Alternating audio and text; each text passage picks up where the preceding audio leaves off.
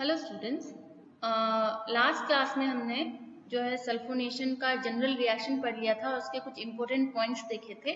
ठीक है, इस क्लास में जो है हम मैकेनिज्म डिस्कस करेंगे। जैसे कि हमने लास्ट क्लास में बताया था क्या है सल्फोनेशन की रिएक्शन हमने पढ़ी थी, क्या होती है, रिवर्सिबल होती है, रिएजेंट कंसंट्रेटेड H2SO4 या फिर इसे फ्यूमिंग H2SO4 भी कहते हैं, क्योंकि इसमें SO3 की क्वांटिटी ज़्यादा होती है, साथ ही इसमें पॉजिटिव आइसोटोपिक इफेक्ट देखने को मिलता है।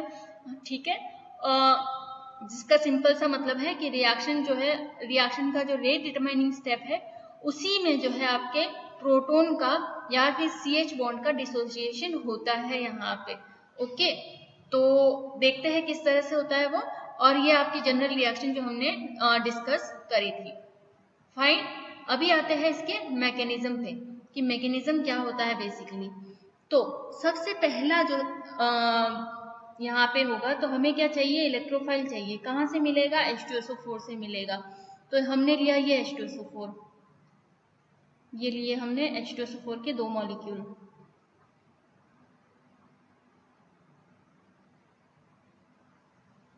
ठीक है, ये एक और मॉलिक्यूल लेते हैं हम यहाँ पे,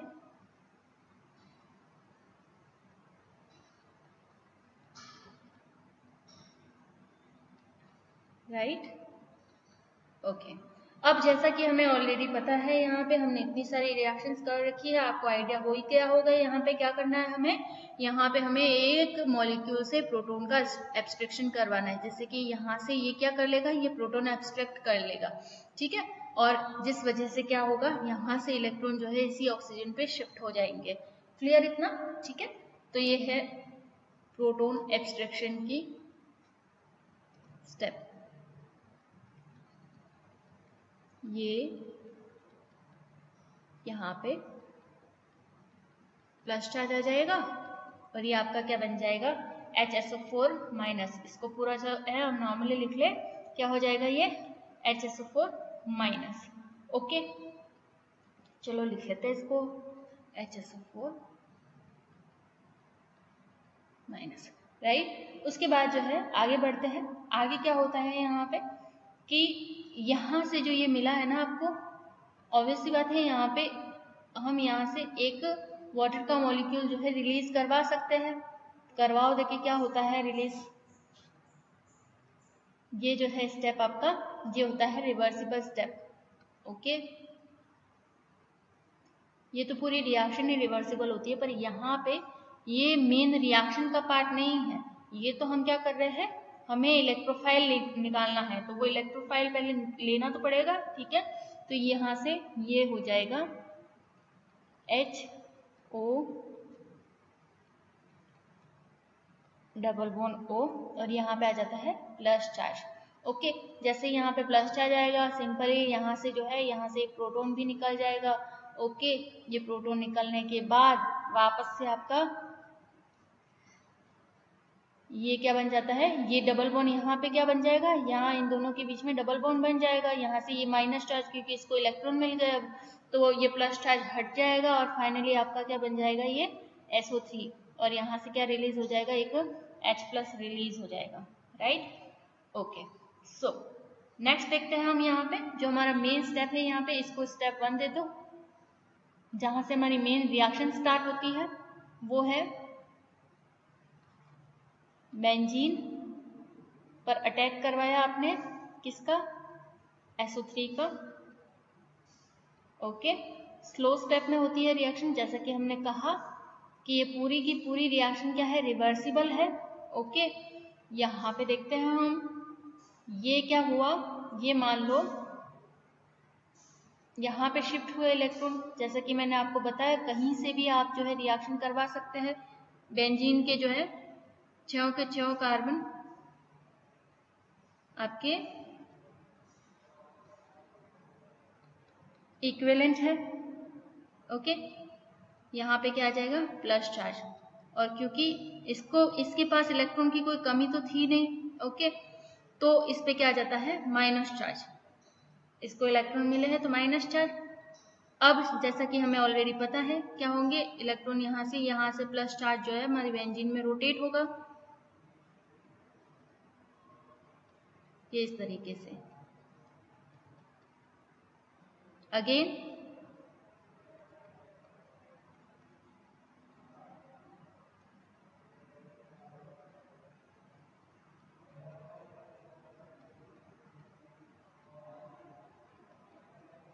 राइट, ओके। और फिर हमारा फाइनली जो है क्या बन जाता है, यहाँ पे हाइब्रिड बन जाता है। ओके,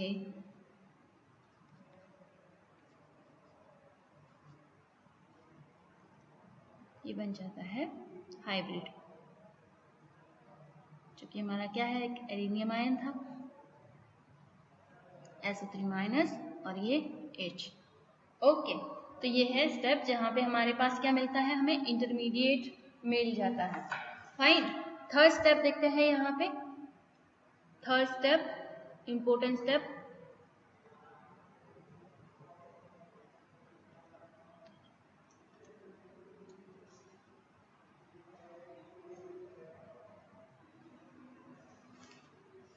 यहाँ पे क्या होगा, प्रोटॉन को निकलना होगा एरिनियम आयन से, ये SO3 माइनस, ये H, यहाँ पे क्या करेंगे, HSO4 जो हमारे पास वहां से रिलीज हुआ था, HSO4 माइनस रिलीज हुआ था, ये जो है हमारा फर्स्ट स्टेप है। ओके, यहाँ से प्रोटॉन जो है रिलीज हो जाएगा और किसको मिल जाएगा, इसको मिल जाएगा, तो ये हो जाएगा हमारा ये SO3 माइनस, ओके, और ये H2SO4। क्लियर है, ठीक है, ओके। नाउ फोर्थ स्टेप देखते हैं। फोर्थ स्टेप में जैसे कि मैंने बताया था आपको कि ये SO3 माइनस से SO3H कैसे बन जाता है, तो यहाँ पे जो ये हाइड्रोनियम आयन होता है ये रिएक्ट करता है बेसिकली इसके साथ। ये क्या करेगा, एक प्रोटॉन जो है यहाँ पे दे देगा, तो ये क्या बन जाएगा, SO3H, और यहाँ से एक H2 जो है वो रिलीज हो जाता है, एक H2 जो है वो रिलीज हो जाता है। क्लियर इतना, ठीक है, ओके।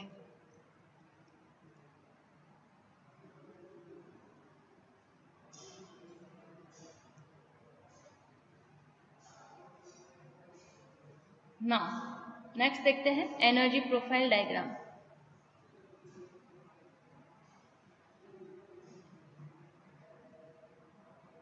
प्रोफाइल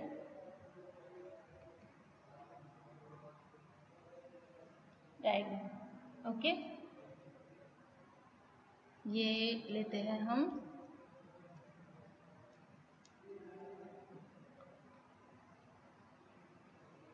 इसी रिएक्शन के लिए एनर्जी प्रोफाइल डायग्राम लेंगे।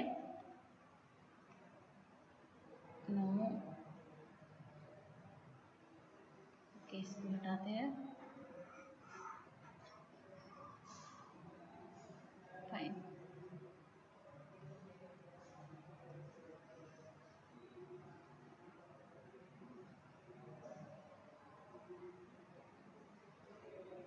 ओके, ये हमारा लिख लेते हैं इधर वापस से थोड़ा सा एनर्जी प्रोफाइल डायग्राम।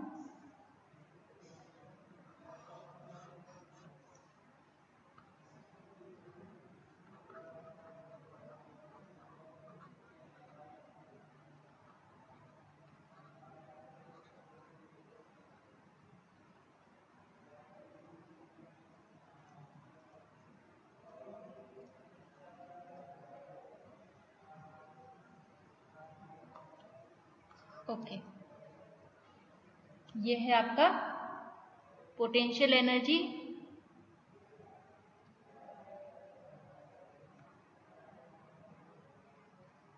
ये है आपका रिएक्शन कोऑर्डिनेट,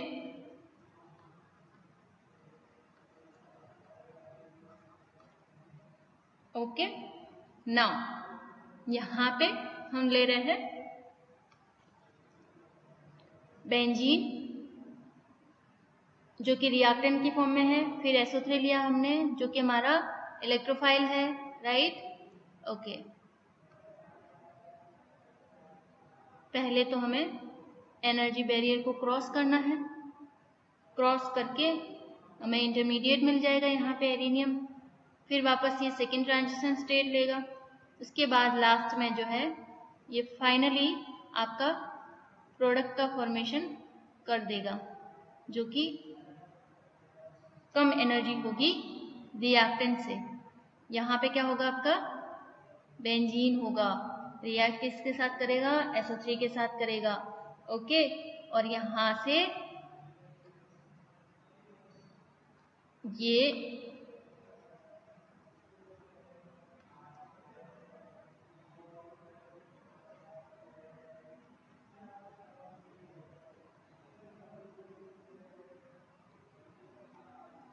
आपकी एक्टिवेशन एनर्जी रहेगी, कितनी रहेगी, ठीक है, ये आपकी एक्टिवेशन एनर्जी रहेगी EA1। इसके बाद ओके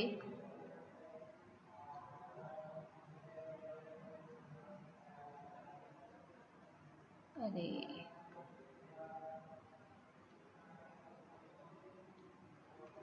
यहाँ पे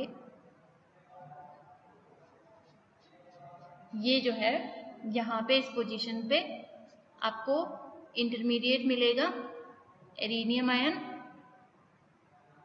SO3 -H, और ये आपकी रहेगी एक्टिवेशन एनर्जी कितनी, EA2, राइट। और फाइनली आपका प्रोडक्ट फॉर्मेशन यहाँ से हो जाएगा, यहाँ से प्रोडक्ट फॉर्मेशन हो जाएगा, ठीक है। क्या हुआ था प्रोडक्ट फॉर्मेशन, SO3 माइनस बना था, वो लास्ट में तो क्या हुआ था उसका प्रोटोनेशन करवाया था हमने बाद में, ठीक है। तो ये प्रोटोनेशन करवाएंगे तो ये फाइनली आपका प्रोडक्ट जो है वो ये आपको मिल जाएगा। क्लियर है इतना? तो यहाँ पे इस एनर्जी प्रोफाइल याद रखना, जितनी भी हम रिएक्शंस पढ़ रहे हैं, जहां जहां जिस रिएक्शन के लिए एनर्जी प्रोफाइल्स दिए गए हैं वो सारे एनर्जी प्रोफाइल्स आपके दिमाग में होने चाहिए कि किस तरह से वहां पे एनर्जी प्रोफाइल रिएक्टेंट के लिए जो भी पोजीशन होगी, इंटरमीडिएट की होगी, प्रोडक्ट की होगी, किस तरह से पोजीशंस होंगी वो सारी आपके नॉलेज में होनी चाहिए। आपको पता होना चाहिए वहां पे कि ये जो एक्टिवेशन एनर्जी होती है ये कहाँ ज़्यादा होती है, कहाँ कम होती है। यहाँ पे आपको आप नोटिस कर रहे होंगे कि रिएक्टेंट से जो है वो इंटरमीडिएट बनने तक के लिए आपको हाई एनर्जी की रिक्वायरमेंट होती है, ठीक है। एक्टिवेशन एनर्जी आपको हाई चाहिए होती है, बट एक बार इंटरमीडिएट बन गया तो उसके बाद आपको जो है एक्टिवेशन एनर्जी बहुत ही कम चाहिए होती है और फटाफट से वो प्रोडक्ट में कन्वर्ट भी हो जाता है। साथ ही प्रीवियस क्लास में हमने ये भी पढ़ा था कि जो यहाँ पे ये जो एनर्जी होती है ये क्या होती है, ये आपकी एंडोथर्मिक प्रोसेस होता है। यहाँ से इंटरमीडिएट बनने तक का जो प्रोसेस है वो आपका एंडोथर्मिक स्टेप है। क्या है ये, एंडोथर्मिक स्टेप है। और इंटरमीडिएट से प्रोडक्ट बनने का जो प्रोसेस है आपका वो क्या है, एक्सोथर्मिक स्टेप है, ठीक है, एक्सोथर्मिक स्टेप है। अब क्यों है, कैसे है, वो हम लास्ट क्लास में डिस्कस कर चुके हैं, ठीक है। चलो, तो ये था सल्फोनेशन के लिए एनर्जी प्रोफाइल डायग्राम। एक इम्पोर्टेंट रिएक्शन और है जो बहुत ज़्यादा इम्पोर्टेंट है, ठीक है, फ्रीडल-क्राफ्ट रिएक्शन। बहुत डिटेल में पढ़नी है फ्रीडल-क्राफ्ट रिएक्शन हमें। यहाँ पे देखो एक एक स्टेप देखेंगे हम। फ्रीडल-क्राफ्ट रिएक्शन हमारी 4th रिएक्शन है। आज उसको थोड़ा सा जनरल वे में पढ़ेंगे, डिटेल में हम उसे नेक्स्ट क्लास में पढ़ेंगे, ठीक है।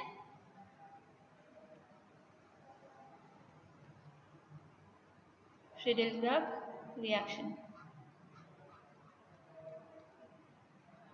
चलो जी, सबसे पहले देखते हैं Friedel-Crafts alkylation.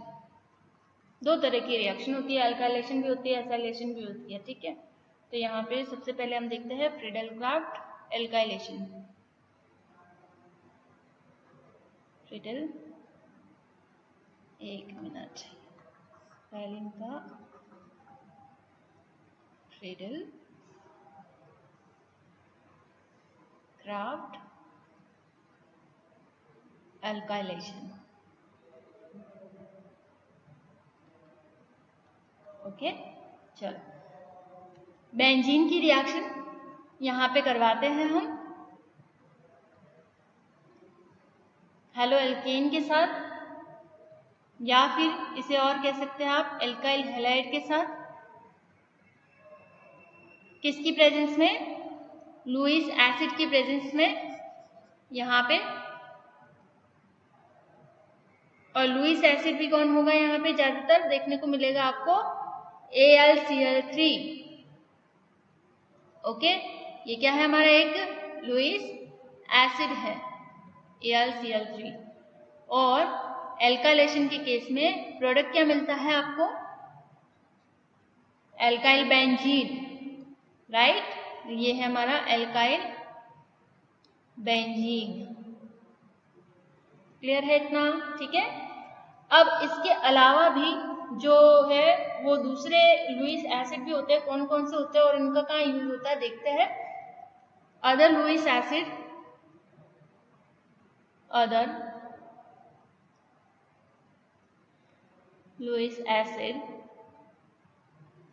Other Lewis acid जैसे BF3 भी होता है आपका, AlBr3 भी होता है, ये GaCl3 गैलियम क्लोराइड ट्राइक्लोराइड भी होता है, ठीक है। These are used to produce strong electrophile,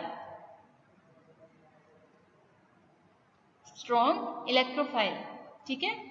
अगर कोई स्ट्रॉन्ग इलेक्ट्रोफाइल आपको प्रोड्यूस करना हो तो उस केस में आप इन सारे जो है लुईस एसिड को यूज में लेते हैं।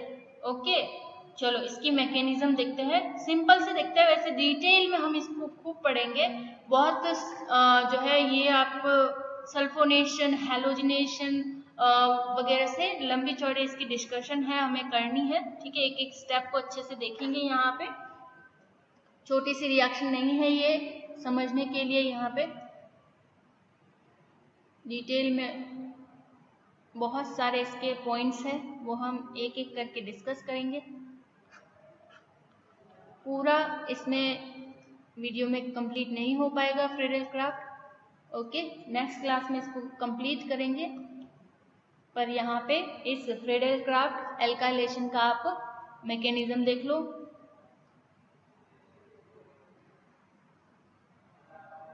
AlCl3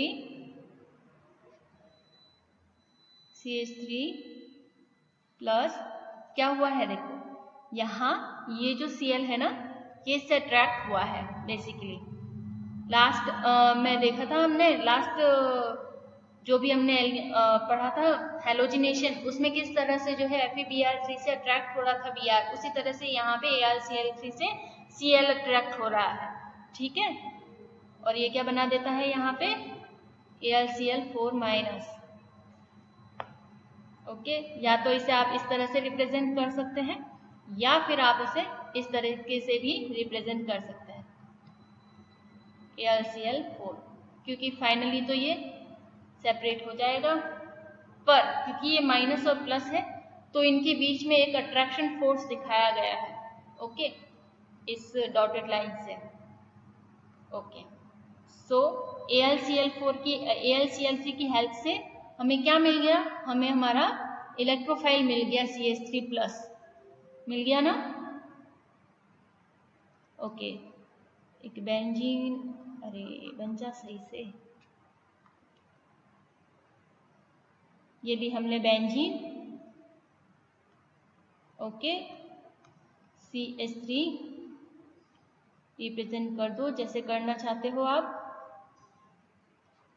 ओके, यहाँ पे क्या होगा, बेसिकली अटैक होगा ना, अटैक होगा। यहाँ पे भी करवा सकते हो, आप चाहो कि नहीं मुझे तो ये नहीं करवाना, मुझे तो इस साइड से करवाना है, तो वो भी करवा सकते हो। जैसे कि अगर इस साइड से अटैक करवाओगे तो यहाँ प्लस चार्ज आएगा, तो रोटेट तो होना ही है किसी भी केस में, है ना। चलो, तो ये मान लो कि मैंने क्या करवाया था, पहले वाला ही अटैक करवाते हैं हम, जो स्टार्टिंग में किया मैंने। दोनों ही सेम है, दोनों में कोई डिफरेंस नहीं है, बस लिखने में थोड़ी आसानी सी रहती है, इसलिए इस तरह से लिख लेते हैं, है ना। बाकी डिफरेंस कुछ नहीं है दोनों तरह से लिखने में। CH3 इधर आ गया प्लस चार्ज, और ये क्या, AlCl3 बाहर रहेगा, AlCl4 माइनस बाहर रहेगा, ये इनके बीच में अट्रैक्शन फोर्स रहेगा, राइट। चलो, तो ये हो गया। नेक्स्ट जो है, यहाँ पे जो भी आपका इरेनियम आयन बनेगा यहाँ पे रेजोनेंस के थ्रू, मैं वो नहीं बता रही हूँ पूरा रेजोनेंस यहाँ पे, आपको अब तो आ गया होगा कि रेजोनेंस किस तरह से होता है, ये भी पता चल गया कि प्रोटॉन किस तरह से रिलीज होता है, तो मैं यहाँ पे आपको डायरेक्ट बता रही हूँ, ठीक है, कि यहाँ पे अटैक होता है और इस तरीके से वापस से आपका जो है वो एल्काइल हैलाइड का, एल्काइल बेंजीन का सॉरी फॉर्मेशन हो जाता है। और यहाँ से जो प्रोटॉन रिलीज हुआ, यहाँ से जो प्रोटॉन रिलीज हुआ था वो यहाँ से एक Cl के साथ रिएक्ट करके एक HCl बना देता है, और क्योंकि लुईस एसिड जो है एज ए कैटलिस्ट यूज हुआ है, तो रिएक्शन कंप्लीट होने के बाद हमें एज इट इज वापस भी मिल जाता है, ठीक है। तो ये था मैकेनिज्म फ्रीडल-क्राफ्ट एल्काइलेशन का। अब इस फ्रीडल-क्राफ्ट एल्काइलेशन की लिमिटेशंस क्या है वो हम जो है नेक्स्ट क्लास में डिस्कस करेंगे, ठीक है। Thank you.